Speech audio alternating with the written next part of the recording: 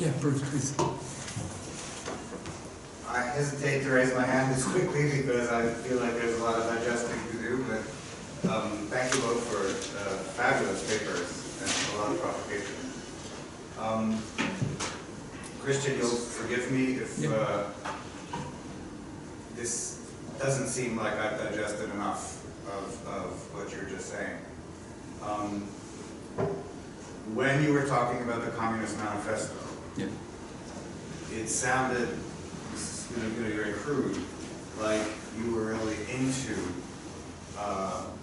Marx's version of sort of refusal to presume to know. And then at other points in your talk, it seemed that you were not into that at all. I suppose one of the ways you might have wrong-footed me and maybe wrong-footed other people when you started to talk about Marx is it sounds like you were ready to expect a kind of case for, I don't know, if not pragmatic empiricism, some kind of objective knowledge. And instead you kind of sounded like you're really into a kind of uncertainty, almost a kind of Levinasian reverence before those who suffer. Which would make, in the name of modesty, one have to sort of step back and not presume to know. But am I getting this right, or am I getting this wrong? I mean, to what extent are you there are some interesting questions there. So, for the purposes of this, so I'm going to cop to preferring the Marxist version, and surprise, right? Okay. But I don't think the argument I'm making here depends on anybody preferring it alongside me, and I don't take it as my brief here to be recommending it against its alternatives. You know, people who study, just opening up a very brief parenthesis, people who study Marx's intellectual development, the historians of Marx himself, the Marxologists who once wanted to help us figure out how Marx became Marx, they worked out, I think, to most people's satisfaction, that that Marx achieves his distinctive positions through comprehensive rejections of philosophy as such, which in the 1840s is making very extravagant claims towards knowledge. It's these Hegelian claims towards knowledge. So that pulling the plug on philosophy in a way that mobilizes lots and lots of motifs from the tradition of philosophical skepticism, that's all over Marx's writing when he's in his 20s and early 30s. This is a cat who writes a book called The Poverty of Philosophy. Even just in terms of intellectual history, I don't think there's a good account that we can give of Marx that that doesn't take his own complicated debts to philosophical skepticism like fully into account. Why one might prefer one version? So this is now moving more directly back to your question. Why one might prefer one version of the refusal to know over others is hard to discern from a less invested position, one that wants to map the alternatives, either for the purposes of intellectual history or for the purposes of the sociology of knowledge or the sociology of intellectuals. It's enough to point out that the claim not to know is as contested a bit of intellectual turf as science itself, and that people are going to try to mobilize ignorance and unknowing for rival projects in ways that we can't spot if all we're doing is quoting their texts. please. Both papers were fantastic. I'm interested in drawing some distinctions between and among nescience, agnotology, not knowing, and the active production of ignorance. Because it seems to me that some distinctions are called for. Nescience is, in a sense, a foundation for science, because not knowing would have to ground knowing, even when you claim that you do not know, or that there is a subject presumed to know. Nescience is something like negative theology. It's a generalized non-knowing out of which knowing would emerge. But when you actively produce ignorance, you know that you're producing that which is not knowledge. So there would have to, in agnotology, be a subset of criteria that would enable the agnotologist to know for certain that what is getting distributed is not knowledge, but a modality of circulating ignorance. I'm wondering about the relationship between the subject who is presumed to know and the capacity to recognize the production and circulation of ignorance, because those figures seem to be in a relation that I find enticing, if not compelling.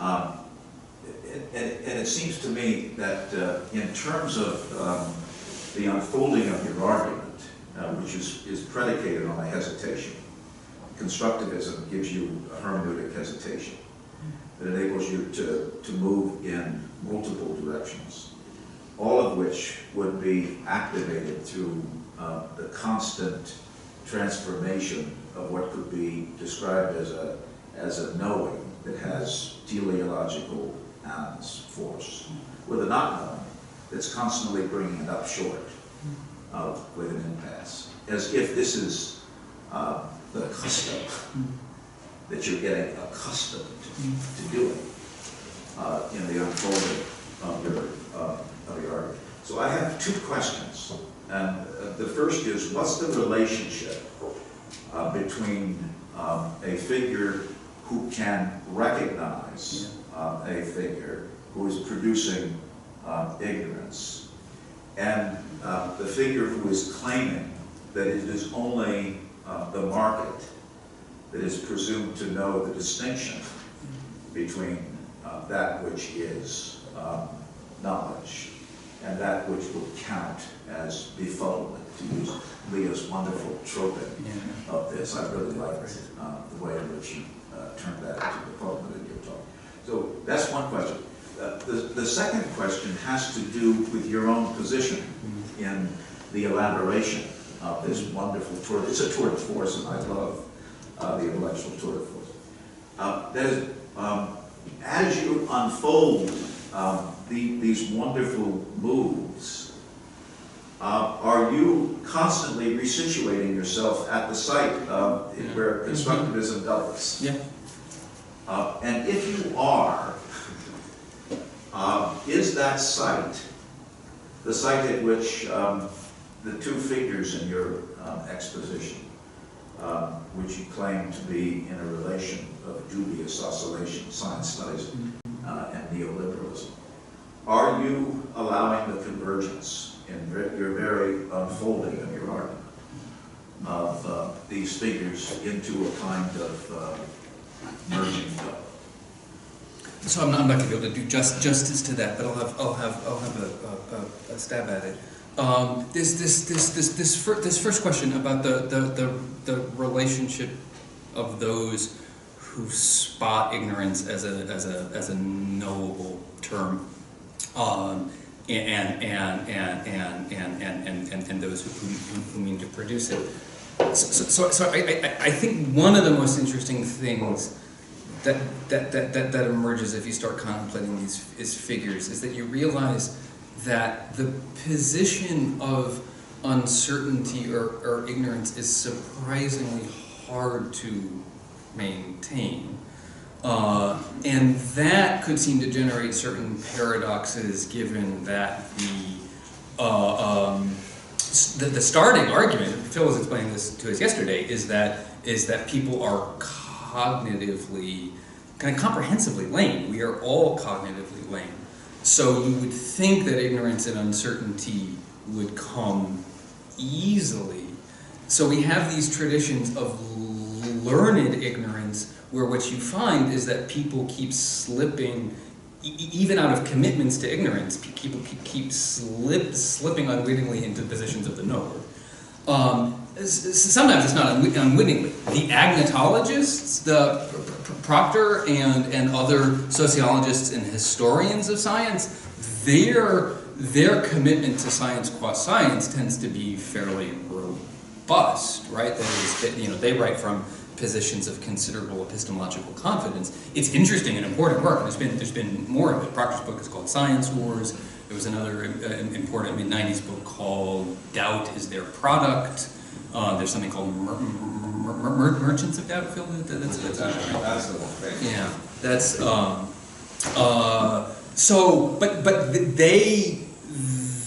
those books are for the most part written from a conviction that we can with some high degree of confidence discern science from non-science, junk science, fake science, pseudoscience, and that the ignorance being produced is to some extent spurious or artificial.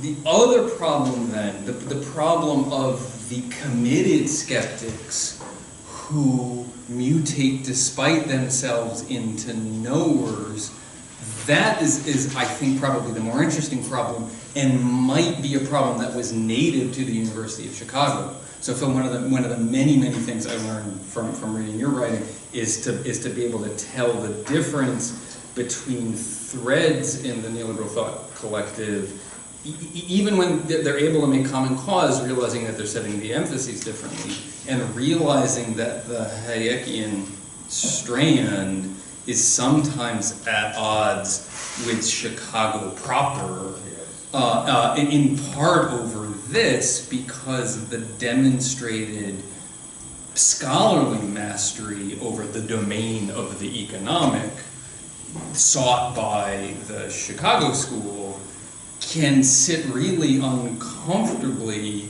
with the Hayekian insistence that the economy is not something to be known. And so I think there's probably work that could be done to show how various Chicago thinkers have to ongoingly discipline their own temptations to make inordinate knowledge claims, or to spot the moments where, having made inordinate knowledge claims, some brother neoliberal rebukes them for getting out of hand. Could I just give an illustration? Yeah, please. Not to intervene so much, but I can give you a perfect example of that. Yeah. You see what that tension sets up is the tension of what does the economist know relative to the agent. Yeah. Right? And in fact, this is an ongoing, insuperable problem for these folks. Yeah. If they claim to know more than the agent, which gives them the professional capacity to pronounce, right?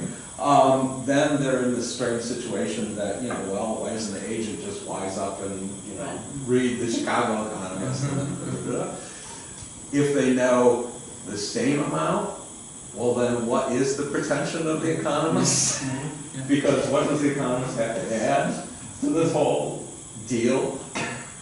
And if they know less than the agent, no, so you gotta go every place. Yeah. If they know less than the agent, aren't they just hucksters?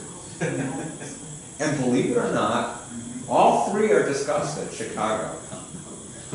That's really interesting. Yeah, so it's just an illustration of precisely what you're saying. That's great.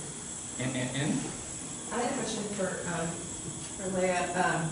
Partly, I want to sort of understand, I loved your talk so much, and partly I want to understand part of the argument, and partly I'm hoping that maybe you can help me think about something that I've been thinking about a lot lately, which is, let's see, this is going to be hard to express a bit, but one of the things I've been thinking about is that moment in Philip's book where he talks about the shift from methodological individualism to methodological cyborgism, I think is such an important moment. But what it also has been making me think is that in fact the fracturing of that idea happens before that, which is to say the difference between methodological individualism and other kinds of individualism, in particular like humanist individualism, right? Which is to say that, like, I think in a certain way, this is something I have to kind of work out, like when we have said individualism, we largely mean humanist individualism as a full self, right? As opposed to, but in fact, what methodological individualism gives us is the evacuated self, right? Like the self that's not a self, essentially, kind of post-humanist individualism. Right, and so one of the things that I've been thinking about with regard to that idea, and of course that goes all the way back. That goes back prior to. I mean, you can think about what psychology means for the psychological school of marginalism, right? It means like nothing. Right? I mean, it's not psychological. So you can think about the way that this problem sort of goes back to the beginning of this sort of economic theory, right? In any case, but then you start to wonder, well, like, how do you make that remotely inspiring to people, right? And it seems to me that if you think about, like, you read Hayek alongside Friedman, like Friedman is trying to make Hayekian ideas seem inspiring and seem like a philosophy and seem like a political program you can get behind. And it's why Friedman reads as like dumber, basically, than Hayek, right? But if you just were a Hayekian, I mean, yeah, I mean, it's. I think that the ways in which he's dumber have to do with his attempt to take this Hayekian idea, which is that, like, we're all alone bumbling around in the dark, basically, which is not like a political program that anyone would like consciously get behind, and try to make it inspiring, right? Try to give it some kind of like content, right? It also makes me always think about that like famous like the Margaret Thatcher line, right? And the way that like she says, there's no such thing in society, there are only individual men and women. And then she goes on to say, right, the part that's never quoted is like, oh, and families and churches and the military, right? And so it seems to me that moment where you have to add families and churches and the military is the moment where you try to take a sort of a philosophical project that would otherwise be like largely nihilist and turn it into something that like seems to have some kind of content, right? But that's tricky, right? Like then you risk undermining all of the claims that you just made, right? Which is to say, for instance, like, well, how exactly is a church or the military so different from a class, right? Like, how exactly philosophically does that work, right? I mean, they would have answers to that. It's not like a insuperable problem, but it's a bit of a problem. In any case, the reason I'm asking this is I'm wondering, I got a little bit lost with the relationship between the sort of folk, like the traditionalists, and the sort of argument that you're making about these sort of cyborgian conceptions of like political being.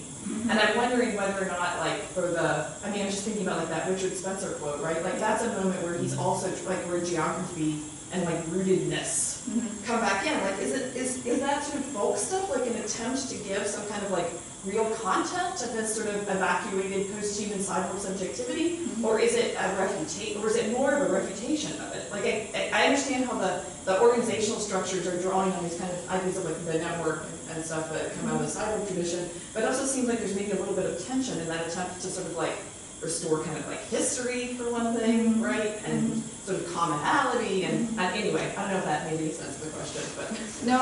I think you're right. I mean, I think it's an attempt to remedy like the post-human, right? In terms of its orientation, like precisely as you're saying, to provide a certain content, right? yeah. But the way in which it's doing so is also drawing on. I mean, this was the reason I was using the kind of historical example of the Soviet cyborgs, right? Because that's this sort of similar operation in reverse, where you're going from the notion of like of visions of religious practice to like an emptying or godlessness, right? And so this is sort of happening in reverse, in which you're moving from a religious model, but that one that's based in a system that doesn't value the subject, right? And so, I mean, I think that it's like ideologically opposed to the notion of like a post-human term, but that it's mobilized through similar mechanisms, and that's exactly what I'm interested in. Like, so then what does that mean for the place of the subject in this new model, right? I mean, like, it's on the one hand it's based on this notion of, as you're saying, like a kind of groundedness, right? On a groundedness but in a Eurasian fantasy, right? In which the American and the Russian are somehow connected in Byzantium, right? So it's a really bizarre groundedness that is both out of time and place, you know.